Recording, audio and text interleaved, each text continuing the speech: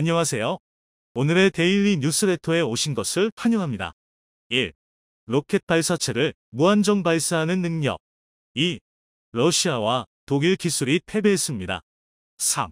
방산시장 끝판왕 영국까지 점령한 한국 무기. 한번 진실을 알아봅시다. 대한민국 자주포가 세계를 평정했습니다. 호주, 인도, 유럽, 아프리카에 K9 자주포가 수출됐고 해를 거듭할수록 거래 규모가 커지고 있는데요. 특히 최근에 있었던 폴란드와의 대규모 방산 거래에서는 무려 672대의 K9 자주포 수출 계약이 체결됐습니다. 48대는 한국에서 생산해 판매하고 624대는 한국과 폴란드가 함께 개량한 K9PL로 생산한다는 방침인데요. 이번 폴란드 물량을 포함하면 세계 각지에서 생산됐거나 생산될 예정인 K9 자주포의 수량이 무려 2,500대를 넘게 됩니다. 그야말로 세계 표준 자주포라기에 부족함이 없어 보이는데요. 그런데 이게 끝이 아닙니다. 현재 완전 무인 포탑이 적용된 K9A2 개발이 막바지에 접어들고 있으며 완전 무인, 사거리 개선, 정밀도와 위력 개선을 목표로 한 K9A3 관련 기술의 연구 개발이 한창인데요. 이 성능 개선 사업의 일환으로 개발되는 58구경장만 K9에 적용돼도 성능상 실전 배치된 자주포 중 세계 최고라는 PZH-2000을 압도합니다. 이렇게 되면 K9 자주포는 세계 표준을 넘어 세계 최강 자주포가 되는 것이죠. 그런데 전문가들은 방심해서는 안 된다고 경고합니다. 독일과 미국을 중심으로 세계 각국에서 새로 개발한 신형 자주포들이라면 K9A2는 물론 K9A3라 할지라도 성능에서 밀릴 수 있다는 것입니다. 대체 새로 나온 자주포가 얼마나 대단하면 이런 이야기가 나오는 것일까요? 또 대한민국이 치열한 무기 경쟁에서 살아남기 위해서는 얼마나 우수한 자주포가 필요할까요? 그래서 준비했습니다. 오늘은 K9 자주포의 새로운 경쟁 상대들의 성능을 K9와 비교했을 때 누가 더 나을지 제대로 알려드리겠습니다. 2022년 현재 대한민국의 방산 수출은 건국 이래 그 어느 때보다 활발합니다. 매달 새로운 사업을 수주하고 신기술이 개발되며 해마다 수많은 국산 무기가 군에 실전 배치됩니다. 그만큼 기술 수준도 뛰어난데요. 국방기술품 질원이 발간한 국방기술수 준조사서 2022에서 2036에 따르면 8대 국방 분야에서 대한민국의 종합순위는 무려 세계 9위입니다. 한때 우리에게 기술을 전수했던 영국, 네덜란드 등 유럽 국가들을 모두 제치고 세계 탑10 국방기술 보유국이 된 것입니다. 하지만 아직 우리가 넘어서야 할 아주 큰 벽이 있습니다. 바로 일본인데요. 현재 일본은 국방기술 순위 세계 8위에서 버티고 있습니다. 그러니까 바로 우리 위가 일본이라는 뜻입니다. 불과 2000년대 초반까지만 하더라도 절대 따라잡지 못하리라던 일본을 턱 밑까지 추격한 것입니다. 그러나 올라가려는 한국만큼이나 일본도 밀리지 않기 위해 최선을 다하고 있습니다. 2015년 6위, 2018년 7위, 2021년 8위로 추락했지만 그 밑으로는 떨어지지 않기 위해 발악하고 있는데요. 그 결과물이 바로 이것입니다. 지금 보시는 자료는 8개 영역에서 양국의 국방기술 순위를 비교한 것인데요. 보시다시피 일본이 아주 근소하게 대한민국을 앞서고 있습니다. 무슨 수를 써서라도 한국에게는 지지 않겠다는 의지가 보이는데요. 그런데 딱 한 분야만큼은 일본이 사수하지 못했습니다. 그 분야는 바로 화력 분야입니다.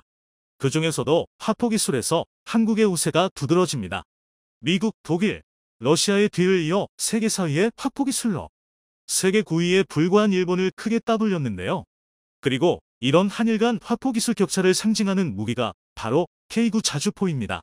전 세계 155mm 자주포 수출량 1위라는 우리 방산사 최고의 수출 실적과 우수한 운용성, 끊임없는 성능 개량을 통한 사거리 위력 정밀도의 개선 등으로 한때 라이벌 취급을 받던 일본의 99식 자주포를 압도하고 있는데요.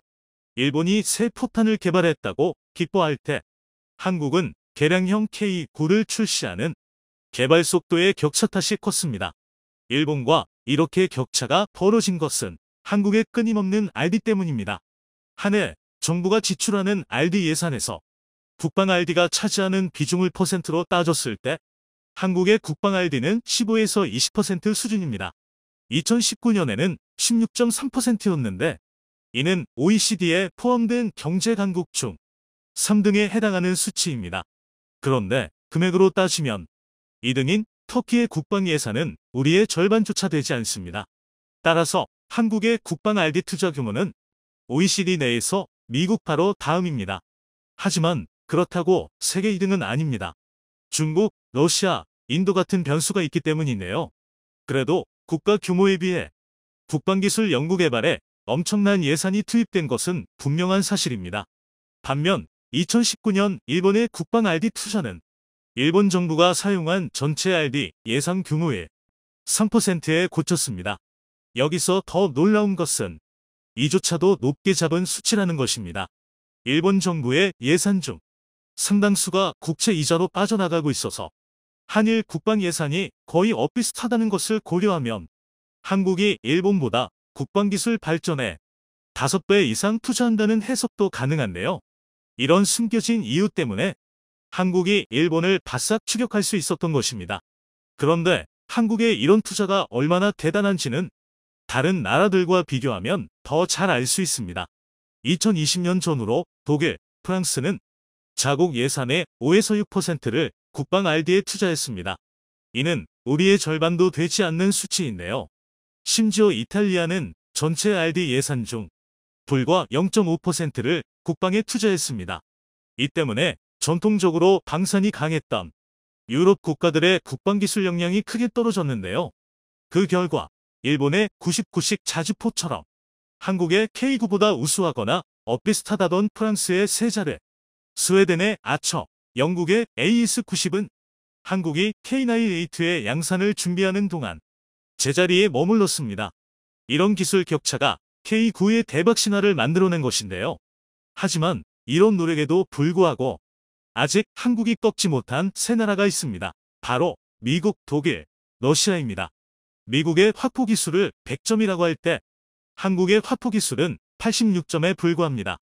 이 격차를 증명하는 게 미국이 개발 중인 에르카입니다.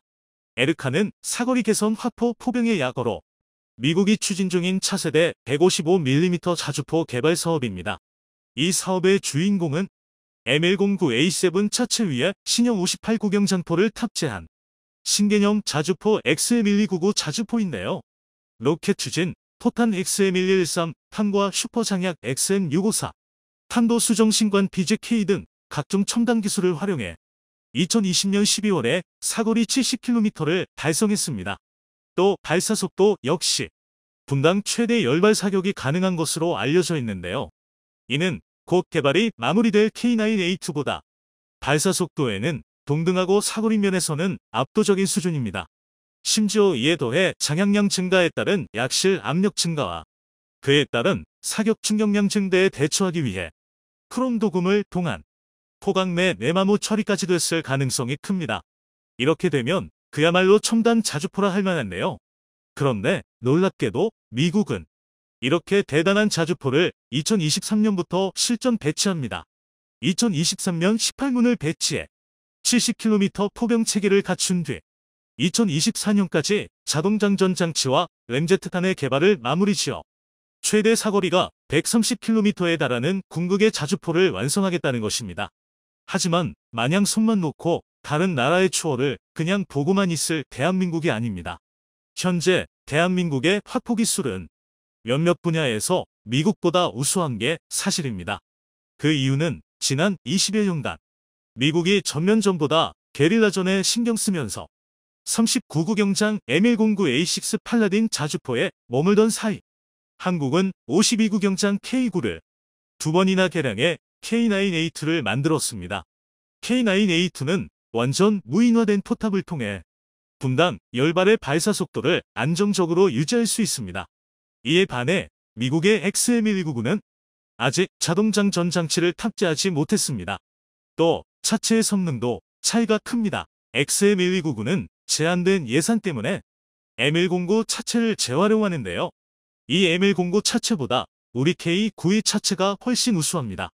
그리고 개선된 장약, 램제탄, 크롬도금, 58 구경장 장포신 등 XM1299가 내세우는 강점들 역시 곧 시제품을 낼 수 있을 만큼 한국의 개발 수준이 높습니다. 따라서 자주포만 놓고 보면 한국이 수년 내 미국을 따라잡는 것도 그리 불가능한 이야기는 아닙니다. 그런데 이렇게 뛰어난 기술을 가진 것은 미국뿐만이 아닙니다. 미국 바로 뒤에 있는 독일과 러시아도 우리의 뒤를 바짝 비쫓고 있습니다. 독일은 95점, 러시아는 92점으로 86점인 대한민국보다 우수한 포기수를 보유 중입니다. 특히 독일의 경우 무려 1996년에 둔감 장약을 이용해 K9A2의 최대 발사 속도인 분당 10발의 사격이 가능한 PZH-2000을 실전 배치했습니다. 너무 비싼 가격 탓에 독일 자주포는 결국 사장됐지만 기술력만큼은 아직 건재한 대포 강국이란 것이죠. 이를 증명하는 것이 독일의 RCH-155입니다. RCH-155는 독일이 새롭게 개발한 차륜형 자주포인데요. PZH의 기술과 저렴한 가격으로 더욱 개선된 성능을 확보하는 것을 목표로 개발된 차세대 독일 자주포입니다.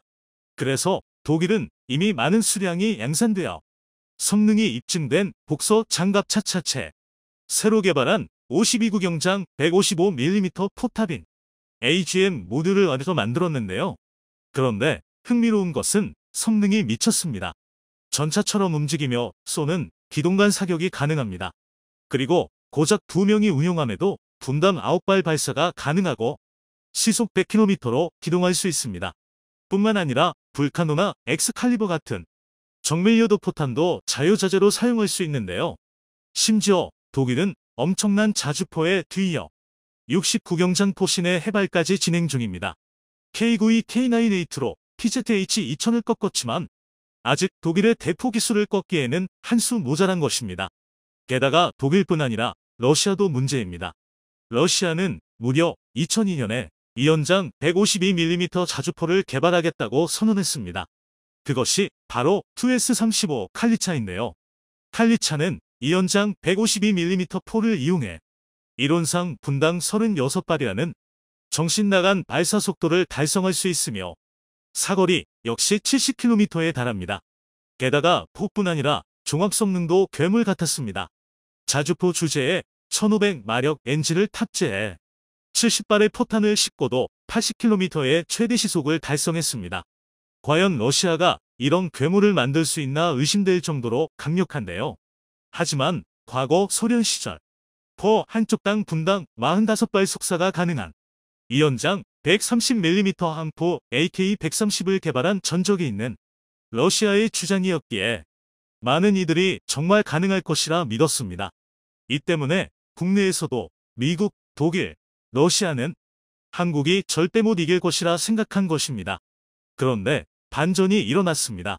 앞에서 언급한 나라들 중 미국을 제외한 다른 나라들의 차세대 자주포에 치명적인 결함이 발생했기 때문입니다. 우선 러시아는 우크라이나 전쟁을 통해 특유의 뻥 스펙이 그대로 적나라하게 드러난 것인데요. 전문가들은 만약 칼리차가 러시아가 주장한 성능의 반만 됐어도 러시아 포병이 서방제 자주포를 지원받은 우크라이나 포병에 절대 밀릴 일이 없었을 것이라고 분석합니다. 러시아가 주장하는 스펙대로라면 아무리 하이마스 할아버지가 와도 상대하기 힘든 괴물 자주포이기 때문인데요. 그리고 이 칼리차를 빼면 러시아의 자주포 중 K9보다 나은 자주포가 없습니다. K9A2는 커녕 기본형 K9만도 못한 2S7 피온이나 2S19 무스타에스 같은 구형 자주포뿐입니다. 따라서 한국과 러시아 중 화포 기술이 더 우수한 것은 대한민국일 가능성이 높습니다. 그런데 이게 끝이 아닙니다. 도저히 따라잡지 못할 것 같은 독일에도 구멍이 있습니다. 우선 RCH-155는 경량 자주포입니다. 탑재 가능한 탄약량이 30발에 불과하며 차체 역시 800마력 엔진을 사용한 구형 복서 장갑차라 개량 가능성이 전무합니다. 따라서 K9에 대응할 만한 69경장 자주포를 만들려면 완전히 새로운 차체를 사용해야 하는데요. 이처럼 완전히 새롭게 자주포를 개발할 경우 아무리 짧게 잡아야 10년 이상은 걸립니다. 그리고 그쯤이면 한국은 미국의 XM12992 최종 목표인 사거리 130km 램제트 포탄과 58구경장 크롬 포신이 적용된 완전 무인 자주포 K9A3의 개발을 마무리 짓고 K9을 대체할 초장사정포의 개발을 시작할 시기인데요. 정리하자면 한국의 확포 기술은 미국을 따라잡기는 어려워도 사실상 세계 3위인 러시아를 따라잡았고 세계 2위인 독일과는 그리 큰 차이가 없다는 뜻입니다. 지금처럼 한국이 꾸준히 연구개발에 투자한다면 세계 2위 확포 기술을 보유하는 것도 꿈은 아니라는 것이죠. 1970년대 한국은 엄청난 노력 끝에 미국산 105mm 견인포를 역설계해 KH-178 곡사포를 개발했습니다. 하지만 시대에 뒤처진 무기라는 악평 속에 1984년 한개 대대 분량의 대포만 생산하고 추가 생산을 포기했습니다. 즉 베끼는 것도 느린 후진기술국이 대한민국이었던 것이죠. 하지만 2022년 현재 대한민국은 세계 최강의 자주포를 가졌으며 세계 2위의 확포 강국으로 발전하기 위한 새로운 여정에 나섰습니다. 최근 한국의 무기 수출이 폭발적으로 증가하면서 올해 100억 달러를 뛰어넘을 것이다. 매체는 한국의 무기 수출이 최근 5년간 약 176%가 증가해 국제 무기 시장에서 2.8%의 점유율을 차지하며 세계 8위에 올랐고 이런 한국의 방산 수출 호조는 연말까지 이어져 연간 수출액이 100억 달러를 돌파할 것으로 내다봤습니다. 우리나라의 방산 수출이 호조를 이루기 시작할 때부터 중국의 전문가들과 언론들은 한결같이 한국의 무기 수출을 폄하하기 바빴습니다. 한국은 기술 이전을 해줍니다. 그냥 전체를 조립하는 기술 이전을 해주는 것이지 무기의 원천 기술을 말하는 것은 아닙니다.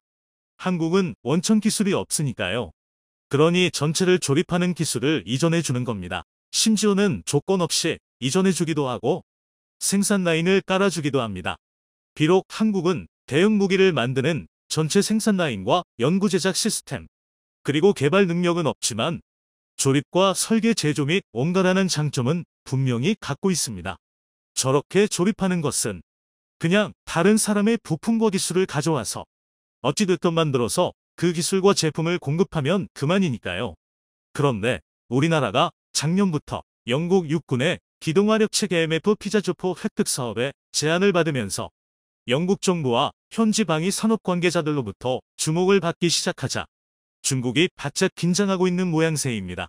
MFP 사업은 기동화력 체계 증강 사업을 추진 중인 영국 정부가 자국의 노후화된 AS-90을 대체할 신형 자주포 116문을 제공할 목적으로 진행되며 그 금액만 무려 1조 원에 이르는 대규모 사업으로 2025년에 최종 사업자를 선정, 2027년 전력화를 목표로 하고 있습니다. 한화 디펜스는 작년에 영국 국방부가 주관하는 새 국제 방산 전시회에 참가해 첨단 지상 장비와 무인 방산 시스템을 선보이며 이미 눈도장을 찍은 바 있습니다. 그런데 이번 영국의 MFP 사업의 핵심 요건은 자동화 포탑의 탑재 여부입니다. 따라서 지금 사용하고 있는 K9의 개량형인 K9A1은 반자동 탄약장 전체계를 갖고 있기 때문에 우리는 이를 다시 개량한 K9A2를 가지고 영국을 접수하러 가게 됩니다. K9A2의 스펙을 보면 이보다 더 위대한 자주포는 당분간 나오지 않을 것이다 라는 말이 절로 나올 정도입니다.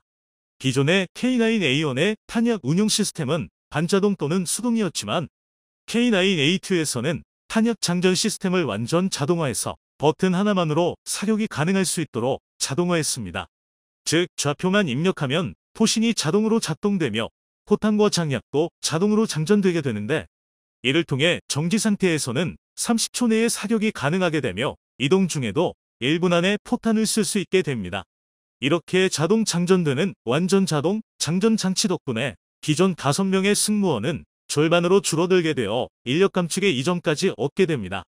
특히 중국의 온라인에서는 이 K9A2의 자동 장전 장치 영상에 기가 막히다는 반응들이 다수를 이루고 있는데요. K9 자주포 2차 성능 개량의 핵심 기술로 개발된 자동화 포탑입니다. 155mm 포탄과 새로 개발된 둔감화 장약이 동시에 자동으로 이동 및 장전되고 있습니다. 핵심 기술 개발 완료된 자동 하프탑에서 발사되는 장면입니다. 여기에 포탄 문용 장치를 유압식에서 전기식으로 바꿔 기존 분당 6발의 발사 속도를 9에서 10발로 증가시켰으며 현재 3분간 최대 18발을 발사할 수 있는 수준에서 3분간 최대 27발을 발사할 수 있게 업그레이드되며 여기에 사거리도 54km로 대목 늘어나 화력이 한층 더 강화되게 됩니다. 또한 기존의 포탑 위에 달린 K6 중기관총 운용을 수동에서 원격사 격동제책 ARCWS로 개선되어 사수가 밖으로 나오지 않고도 내부에서 원격으로 통제하는 것이 가능해졌습니다.